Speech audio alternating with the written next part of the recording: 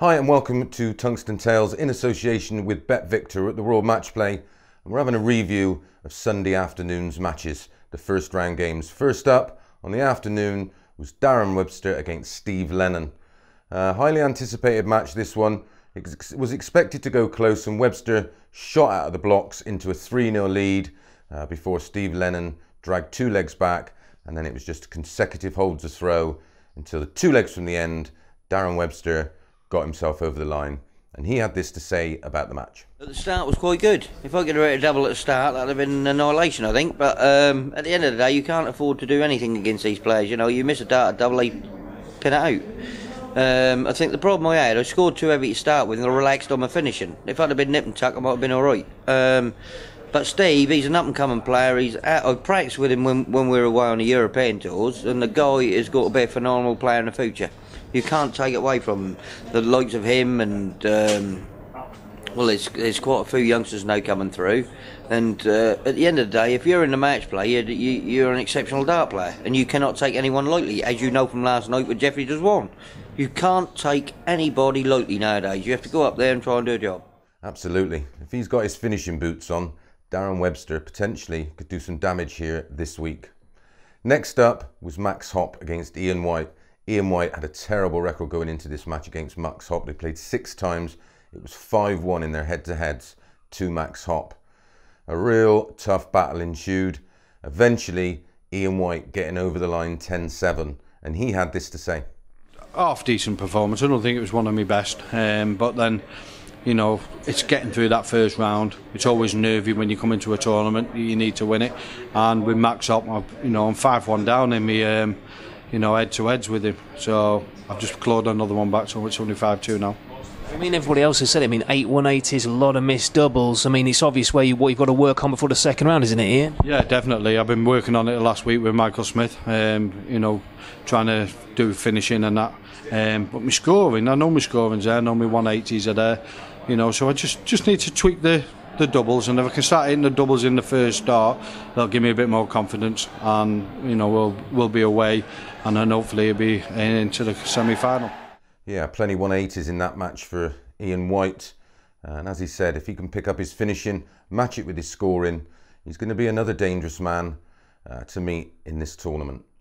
Third game on was Joe Cullen against an injured Gerwyn Price.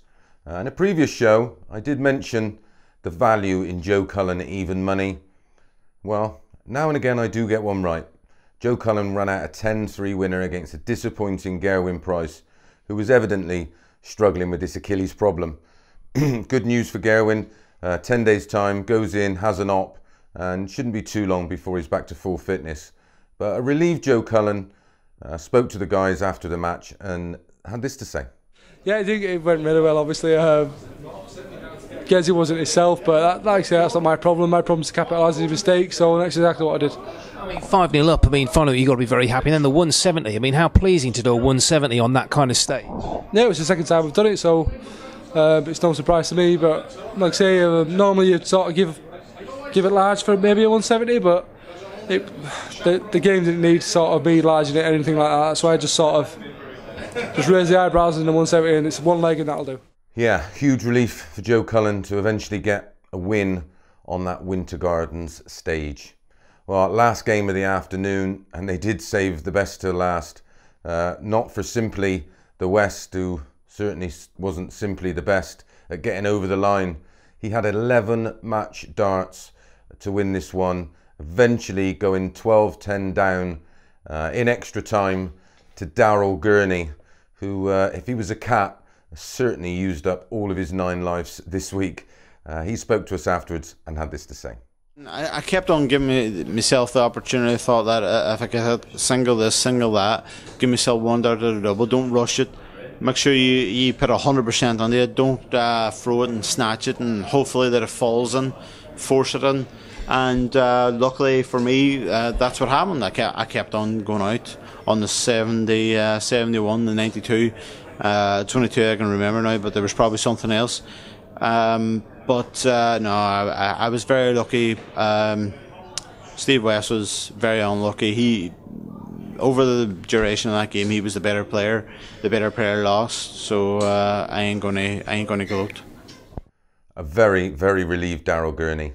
Steve West will be on his way home, just wondering what could have been. But for him, this year's World Matchplay is over. First game up on Sunday night's session was Mensur Suljovic against Steve Beaton. Mensur had a poor record against Steve Beaton. This was their 9th meeting. Steve Beaton was leading 8-0. Mensur Suljovic flew out of the blocks, 3-ton plus finishes, led 6-2 and eventually ran out a relieved 10-6 winner. He spoke to the media afterwards and this is what he had to say. Joined here by Mensur Suljovic, who's just beaten Steve Beaton for the first time. I mean, what kind of relief was that, Mensur? Absolutely elated. He was very, very relieved because he thought he's never going to win against him before he retires, so he's very happy. Okay, and I mean, it was a bit of a struggle near the end, wasn't it, Mensur? Because you got ahead, and then were you worried at all? You mean 9 mismatched darts? I mean, did you think that you might struggle to win in the end? Ich habe so viel Angst gehabt. He said he was worried that he wouldn't win if he plays like he started to play at the end, and that worried him. But in the end, it worked out. A very, very relieved Mensur Suljovic there, who has his first win in 9 against Steve Beaton. And like he said, he actually thought maybe Steve would retire before he ever got a win over him. There we go. Next up was Gary Anderson, the back-to-back world champion. A player that's never really sparkled at the Winter Gardens. He was up against another former world champion in Stephen Bunting.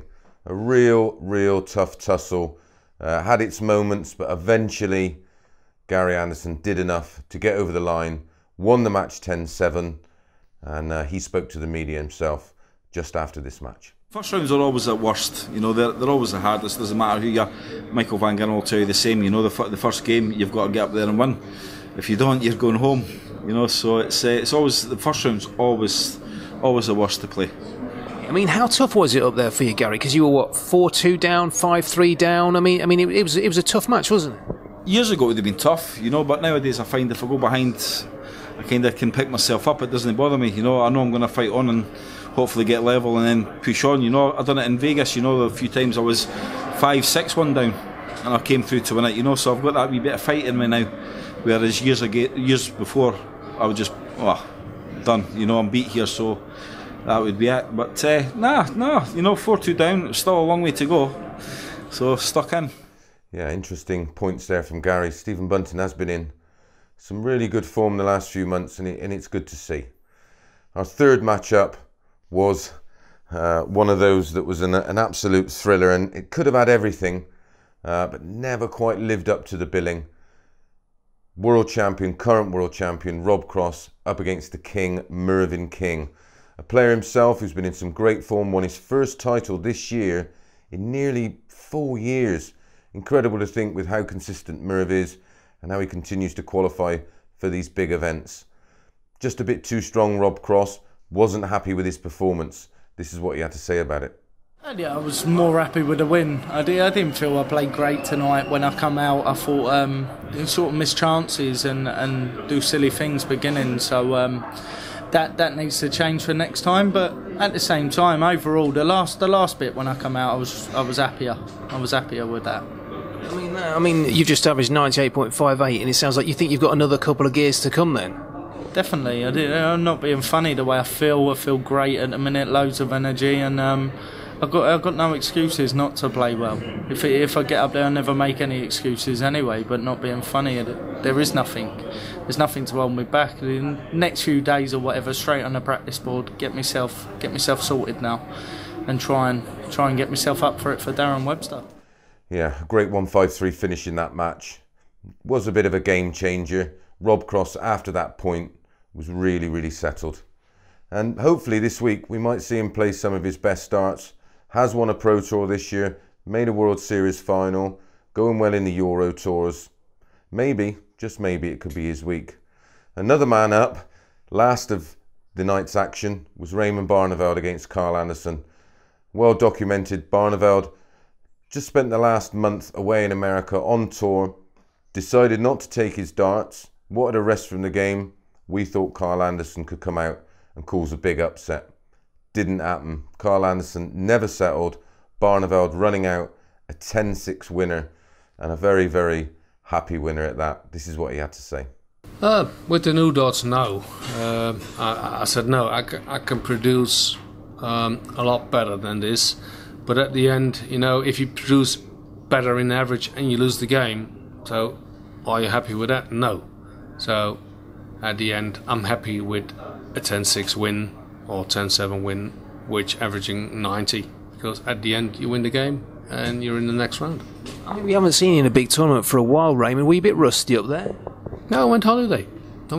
So in the first 6 months of this year, we don't have many 8 tournaments. You know, we got the Premier League, we got the Masters, we got the UK Open. After July, after the World Matchplay, all these big tournaments coming up. You know, like in the second half of the year. So I qualified for the Grand Slam of Darts, not for the Euros or Players Championship finals, but hopefully I'm going to produce here very well, or in the Grand Slam or in the World Championship. So I'm looking after these tournaments. When we knew, you know, like 2 months ago when we had that robbery in my place, I need to be there for my family more than ever now. Hopefully I can play some more tournaments, because my marriage and my family is the most important thing in my life than my darts career. Just over a 90 average for Barneveld in that one. Takes on Gary Anderson, who himself doesn't have the greatest record at the World Matchplay, but he's going to have to find a little bit more you fancy to progress into the quarterfinals. Don't forget, you can subscribe to all of our previews of the BetVictor World Matchplay. Just press that subscription button and enjoy the action.